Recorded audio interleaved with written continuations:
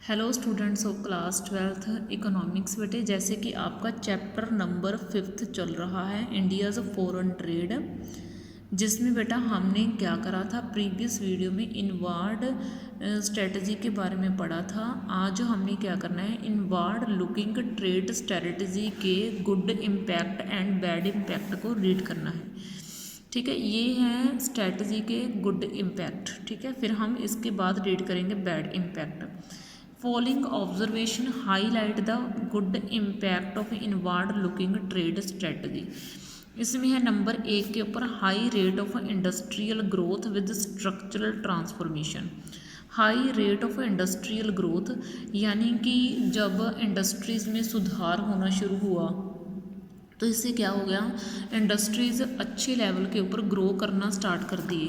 ठीक है, और इंडस्ट्री की स्ट्रक्चर चेंज होने लगी। ठीक है, तो देखो डिस्पाइट ग्रीन रिवॉल्यूशन के अलावा जो परसेंटेज कंट्रीब्यूशन था इंडस्ट्रियल सेक्टर का जीडीपी में, ठीक है, यानी कि जीडीपी में इंडस्ट्रियल सेक्टर में जो परसेंटेज कंट्रीब्यूशन था इंडस्ट्री का वो 12% से बढ़कर जो 1955 में 12% था वो 1991 की पॉलिसी के बाद 25% हो गया था। यानी कि इंडस्ट्री का हिस्सा बढ़ गया इंडिया की ग्रोथ में। ठीक है, इंडिया के डेवलपमेंट में वो बढ़ गया। ठीक है, उसके बाद है डाइवर्सिफिकेशन ऑफ इंडस्ट्रियल ग्रोथ। पहले क्या होता था, इंडिया में बस 1 या 2 प्रकार की इंडस्ट्रीज़ ही थी, लेकिन टाइम के हिसाब से जब मतलब ये चलाई गई पॉलिसी, कौन सी इंडस्ट्रियल स्ट्रेटजी चलाई गई, तो इससे क्या हुआ, तो इससे कुछ नई नई इंडस्ट्रीज़ लगाई जाने लगी। तो देखो modern industry was no longer confined to textile and jute. जो मॉडर्न इंडस्ट्री है was no longer confined to, पहले क्या होता था सिर्फ टेक्सटाइल और जूट इंडस्ट्रीज़ ही लगी होती थी, लेकिन थैंक्स टू दिस स्ट्रेटजी, इस स्ट्रेटजी के कारण जो इंजीनियरिंग गुड्स थी और कंज्यूमर गुड्स थी उनकी इंडस्ट्रीज़ एक बहुत बड़े लेवल के ऊपर खड़ी कर दी गई थी।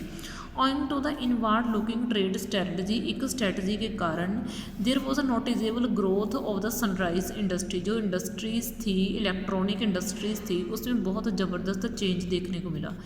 It is widely recognised that electronic industry would have failed to take roots in the domestic economy. यानी कि ये एक बहुत बड़ी पहचानने वाली चीज़ थी कि जो इलेक्ट्रॉनिक इंडस्ट्री है वो फेल हो चुकी थी रास्ता लेने में डोमेस्टिक इकॉनमी में। Growth of automobile industry in India is also ascribed to the inward looking trade strategy। जो ग्रोथ थी ऑटोमोबाइल इंडस्ट्रीज़ की इंडिया में, वो इंडस्ट्री इस ग्रोथ के कारण बढ़ने लगी। ठीक है, आगे है अपॉर्चुनिटी ऑफ इन्वेस्टमेंट। पहले लोग ज़्यादा इन्वेस्टमेंट नहीं करते थे, लेकिन इस स्ट्रेटजी के कारण बहुत लोगों ने छोटी छोटी कंपनीज़ में इन्वेस्टमेंट करना स्टार्ट कर दिया। मतलब इस स्ट्रेटजी ने बताया कि कोई ज़रूरी नहीं आपने बहुत बड़े लेवल के ऊपर ही इन्वेस्टमेंट करना है, आपने छोटे छोटे लेवल के ऊपर भी इन्वेस्टमेंट करना है। ये हमें इस इंडस्ट्री ने बताया, इस स्ट्रेटजी ने बताया। The protection to SSI opened new industries, no new opportunities of investment for those who didn't have much capital. ठीक है, तो देखो हमने ऐसी इंडस्ट्रीज़ के लिए काम करना स्टार्ट कर दिया जिसमें ज़्यादा मात्रा में मशीनरी, ज़्यादा मात्रा में पैसा नहीं लगता। मतलब ये सिखाया इस स्ट्रेटजी ने हमें कि कोई ज़रूरी नहीं है कि आप बड़े लेवल के ऊपर ही इन्वेस्टमेंट करो, आप छोटे लेवल के ऊपर भी इन्वेस्टमेंट कर सकते हो। ठीक है, ये तो थे इसके गुड इम्पैक्ट। अब इसके बैड इम्पैक्ट के बारे में पढ़ेंगे। Growth of inefficient public monopolies, जो मतलब गवर्नमेंट का एकाधिकार हो गया कुछ इंडस्ट्रीज़ के ऊपर, इससे ग्रोथ जितनी होनी चाहिए थी उतनी ग्रोथ हो नहीं पाई। ठीक है, यानी कि गवर्नमेंट ने अपने अधिकार में डिपार्टमेंट्स तो ले लिए, लेकिन उन डिपार्टमेंट्स का ग्रोथ नहीं करा। क्योंकि इन डिपार्टमेंट्स इसलिए करे क्योंकि हम जो प्राइवेट लोग थे उनसे इनको बचाना चाहते थे। The protection of a public sector industry led to the growth of inefficient monopolies.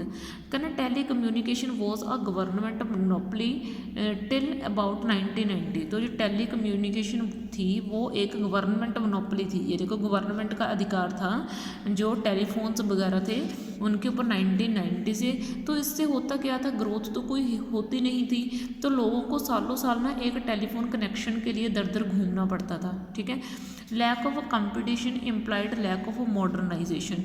तो देखो कंपटीशन, मॉडर्नाइजेशन नहीं था, किसी भी चीज़ में पुरानी टेक्निक यूज़ करी जाती थी और जिसके कारण हम कंपटीशन में नहीं आ पाते थे। तो मतलब इस इंडस्ट्री में जो इस स्ट्रेटजी के चलते हमने नई टेक्नोलॉजी के बारे में सोचा ही नहीं। हम इंडस्ट्री की ग्रोथ के बारे में सोच रहे थे, लेकिन हमने इंडस्ट्री की ग्रोथ करनी कैसे है हमने इस चीज़ के बारे में नहीं सोचा। ठीक है। मतलब हम जैसे एक पुरानी कार और नई कार बनाने वाली फैक्ट्री है, मतलब कार बनाने वाली एक फैक्ट्री है, हमने कार बनाने वाली फैक्ट्री को ग्रो करना है, हमने ये सोच लिया, लेकिन उसके लिए टेक्निक कौन सी यूज़ करनी चाहिए हमने इस चीज़ के बारे में नहीं सोचा। ठीक है। तो ये चीज़ हमारे लिए एक प्रॉब्लम बन गई। आगे है indiscriminate spread of public sector enterprises, यानी कि जो सरकारी क्षेत्र था उसको जिस हद तक फैलना चाहिए था उस हद तक वो नहीं फैला।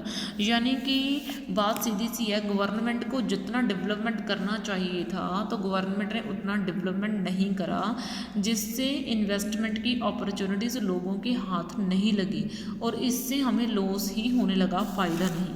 आगे है economical unviable state enterprise of political compulsion.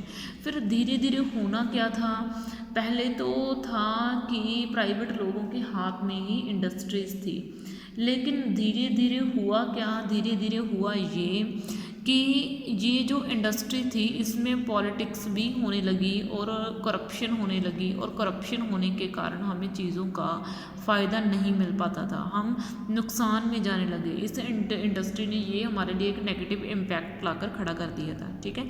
तो इस तरीके से बेटा मैंने आपको गुड और बैड इम्पैक्ट पढ़ा दिए हैं। ठीक है। तो बाकी आपका नेक्स्ट वीडियो में करेंगे। इस वीडियो में आपके लिए इतना। थैंक यू बच्चे। चैप्टर डन हो गया आपका। नेक्स्ट वीडियो में आपका नया चैप्टर स्टार्ट करेंगे। ओके बेटा, थैंक यू।